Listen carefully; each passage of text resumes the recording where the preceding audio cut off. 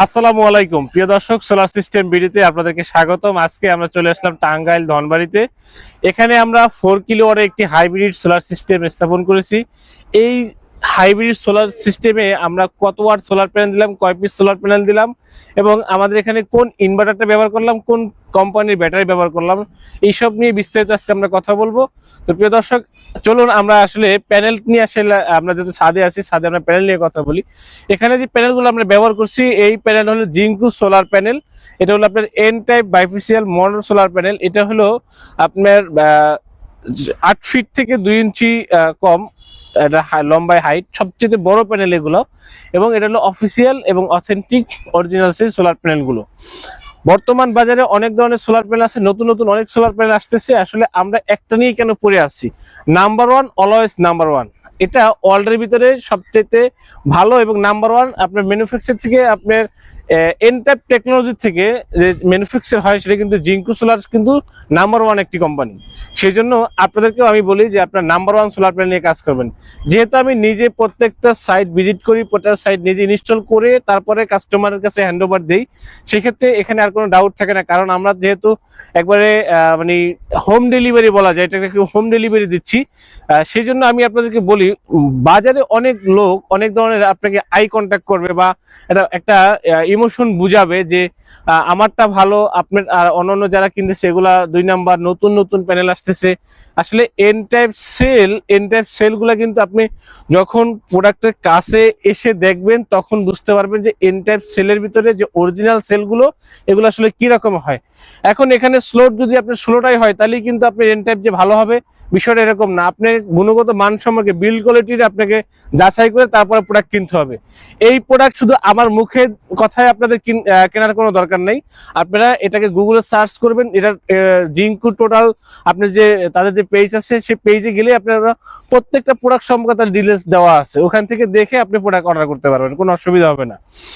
সেজন্য আমরা এখানে কপি প্রোডাক্ট কখনই বিক্রি করি না। এই জন্য আমি আপনাদেরকে বলি যে আপনারা, অনেকে বলবে আপনার এক্সট্রাকচারের কিছু বিষয় বলে যে এক্সট্রাকচার গুলো আপনার এমন ভাবে করা হয় যাতে আমাদের এক্সট্রাকচার ঠুনকা। আমি আপনাদেরকে দেখাই, আমাদের এই অ্যাঙ্গেল গুলো আমরা ইউজ করছি এখানে। এখানে যদি আমরা পাতলা অ্যাঙ্গেল ইউজ করি, তাহলে আমাদের এই টানাগুলো হবে না, যার কারণে আমরা মোটা অ্যাঙ্গেল এটা ইউজ করছি। এদিকে একটা টানা দিয়েছি, এদিকে একটা টানা দিয়েছি, আবার এই খুঁটিতে এইদিকে একটা টানা দেওয়া হয়েছে। এদিকে এইটা কারণটা কি? এটা আপনি কোনো দিকে এটা এখন নিতে পারবেন না, এদিকেও নিতে পারবেন না, এদিকেও নিতে পারবেন না। তো বাতাসটা যখন আপনার দুই দিক থেকে যখন ধাক্কা দেয়, সেই ক্ষেত্রে আমাদের এরকম ক্লোজ টানাগুলা এইরকমের অ্যাঙ্গেল, আর এরকমের এটা জিআই বক্স। হ্যাঁ, এই বক্সটা হলো আমাদের জিআই বক্স। এই বক্সটাতে আমাদের জং আসবে না, সহজে জং আসবে না। এখন এখানে যদি আমরা এমএস এর মোটা পাইপ দিই, এমএস এর এই যে এই পাইপটা দেখেন, এদিকে মহিলারা আছে, তারপর আমি এক নজর দেখাই। হ্যাঁ, এক নজর আমি দেখাই, এটা একটা 4 ইঞ্চি পাইপ। হ্যাঁ, এই 4 ইঞ্চি পাইপের জায়গায় যদি 3 ইঞ্চি পাইপ যদি আপনি ব্যবহার করেন বা 4 ইঞ্চি পাইপ যদি ব্যবহার করেন, থিকনেসটা যদি আপনি 1.5 মিলি হয়, সেক্ষেত্রে কোনো লাভ নাই। যত মোটাই হোক, ওটা কোনো কাজে আসবে না। কারণ ওটা হলো, এক হলো এমএস, আর একটা হলো ওটা খুবই পাতলা, 1.5 মিলি দিয়ে করা হয়। ঠিক আছে, ওটা শীট দিয়ে করা হয়। আর এই যে বক্সগুলো আছে, এই বক্সগুলো হয় 2 মিলি এবং এই অ্যাঙ্গেলগুলো হয় 4 মিলি।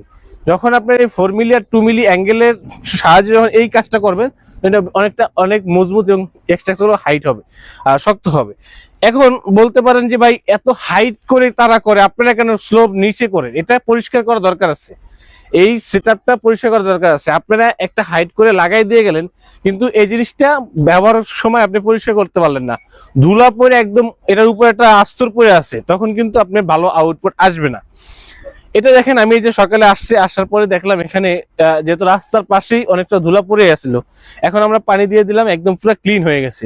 এটা যদি আপনার মাসে যদি দেখা গেছে যে 4 বার, সপ্তাহে 1 দিন যদি পানি দিয়ে পরিষ্কার করেন, তাহলে আপনার প্রোডাক্টটা ভালো থাকবে এবং আপনার এখানে ভালো আউটপুট, আপনার যে সূর্যের আলো আছে, সূর্যের আলো থেকে ভালো একটা আউটপুট আপনার এখানে আসবে। এটা গেল আপনার হলো এক্সট্রা সোলারের যে এক্সট্রাকচারের বিষয়টা। এখন এখানে ওনারা যেটা বলে যে আমাদের এক্সট্রাকচারটা আসলে বাতাসে পড়ে যাবে বা এটা থাকবে না, ঠুনকা এক্সট্রাকচার। আসলে ঠুনকা এক্সট্রাকচার আমি যদি আপনারা যারা ইঞ্জিনিয়ার যারা আছেন বা যারা টেকনিক্যাল সম্পর্কে যারা বুঝেন, তারা অবশ্যই বুঝতে পারবেন। আপনি যে কোনো ব্রিজ বলেন, হাইট বলেন, একটা পিলার সম্পর্কে বলেন, যদি পিলারটা আমি কতটুকু হাইট করব, এটার উপর কতটুকু আমার ওয়েট বসবে, সেই অনুযায়ী কিন্তু আমরা এক্সট্রাকচারের খুঁটিগুলো আমরা বসাবো।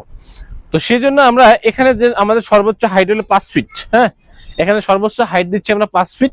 এই 5 ফিট হাইটে আমাদের কত কি অ্যাঙ্গেল বা কোন ধরনের এই মেটেরিয়াল দিয়ে আসলে এটা করা দরকার সেটা আমরা এখানে বোঝাচ্ছি।